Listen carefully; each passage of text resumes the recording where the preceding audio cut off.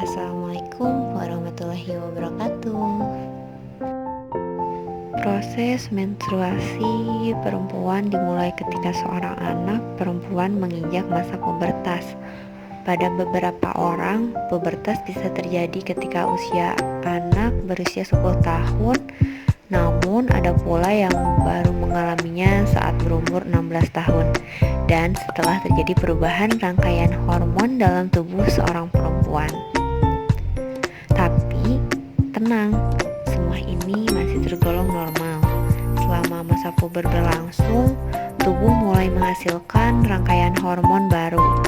Hormon reproduksi inilah yang mengirimkan berbagai sinyal ke tubuh, dan beberapa di antaranya menegaskan bahwa tubuh sedang mempersiapkan kehamilan setiap bulannya, yang ditandai yaitu dengan adanya menstruasi. Oleh karena itu, kita sebagai perempuan harus mengetahui proses menstruasi itu sendiri. Nah, sebelumnya apa sih yang dimaksud dengan menstruasi itu sendiri? Yuk, kita sedikit sharing tentang ilmu menstruasi. Oleh karena itu, kita sebagai perempuan harus mengetahui proses menstruasi itu sendiri. Nah, sebelumnya apa sih yang dimaksud dengan menstruasi itu sendiri? Yuk, kita sedikit sharing tentang ilmu menstruasi.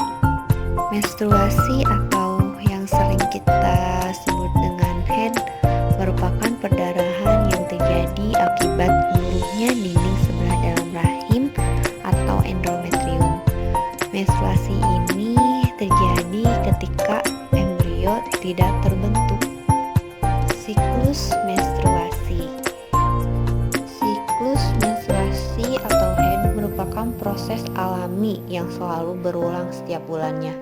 Dalam satu siklus, kadar hormon dalam tubuh bisa naik atau turun, tergantung dari fasenya. Perubahan kadar hormon tadi juga berdampak pada mood atau suasana perasaan serta energi tubuh yang berdampak pada kesehatan.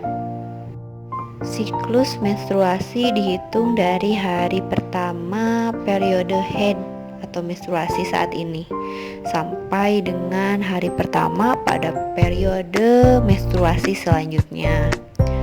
Siklus ini terjadi rata-rata 28 hari.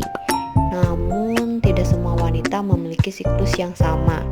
Ada yang 21 hari, ada pula yang mencapai 30 hari, tergantung dari kondisi masing-masing. Siklus menstruasi sangat kompleks dan dikendalikan oleh banyak hormon yang diproduksi oleh sejumlah kelenjar dalam tubuh. Berikut ini adalah hormon-hormon yang berperan mengatur fase menstruasi. Yang pertama yaitu adanya estrogen, progesteron, kemudian LH, FSH, dan gonadotrofin. Hormon estrogen bertugas mengatur siklus dan berperan dalam pertumbuhan lapisan rahim. Jika sel telur tidak dibuahi, kadar estrogen akan menurun tajam dan saat itulah menstruasi dimulai. Namun, jika sel telur dibuahi, estrogen bekerja sama dengan progesteron untuk menghentikan ovulasi selama kehamilan. Adapun hormon progesteron ini memicu lapisan rahim untuk menebal, untuk mempersiapkan sebelum kehamilan. Selain itu, progesteron juga mencegah otot rahim berkontraksi yang bisa membuat sel telur tidak dapat menempel. Ketika hamil, progesteron akan merangsang tubuh untuk menciptakan pembuluh darah di lapisan rahim dengan tujuan untuk memberi makan janin yang akan tumbuh nantinya. Jika wanita tidak hamil, corpus luteum atau massa dari folikel yang matang yang menempel akan rusak sehingga menurunkan kadar progesteron di dalam tubuh. Selanjutnya LH. Hormon ini membantu merangsang ovarium untuk menghasilkan estrogen. Dalam fase menstruasi, lonjakan hormon LH ini menyebabkan ovarium melepaskan sel telur selama ovulasi. Jika pembuahan terjadi, hormon ini akan merangsang corpus luteum menghasilkan progesteron untuk menebalkan dinding rahim. Dan selanjutnya yaitu FSH. FSH adalah hormon yang membantu pertumbuhan folikel di ovarium dan melepaskan sel telur. Folikel menghasilkan estrogen dan progesteron dalam ovarium untuk menjaga siklus menstruasi tetap teratur. Ketika wanita tidak memiliki cukup hormon ini, ia akan cenderung lebih sulit untuk hamil. Kemudian gonadotropin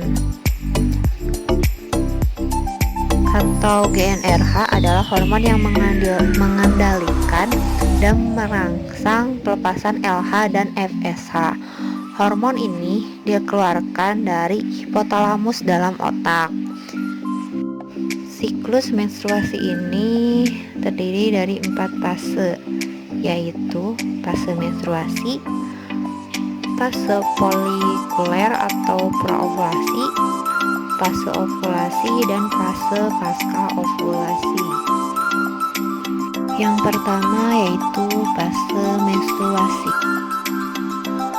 Pada fase ini, fase menstruasi terjadi jika ovum tidak dibuahi oleh sperma, sehingga corpus luteum menghentikan produksi hormon estrogen dan progesteron, sehingga turunnya kadar hormon estrogen dan progesteron dapat menyebabkan lepasnya ovum dari endometrium yang disertai dengan luruhnya endometrium sehingga terjadi pendarahan atau yang disebut dengan menstruasi. Fase menstruasi ini dimulai sejak hari pertama siklus menstruasi dan bisa berlangsung selama 4-6 hari. Pada fase ini, perempuan biasanya akan merasakan nyeri perut di bagian bawah dan punggung karena rahim berkontraksi untuk membantu meluruhkan endometrium. Selain itu, perempuan biasanya akan merasakan payudara yang kencang dan rasa nyeri, dan perut yang kembung, serta mood atau suasana hati yang berubah, mudah marah, sakit kepala, lelah dan lemas, serta sakit pinggang. Kedua yaitu fase folikuler atau praovulasi.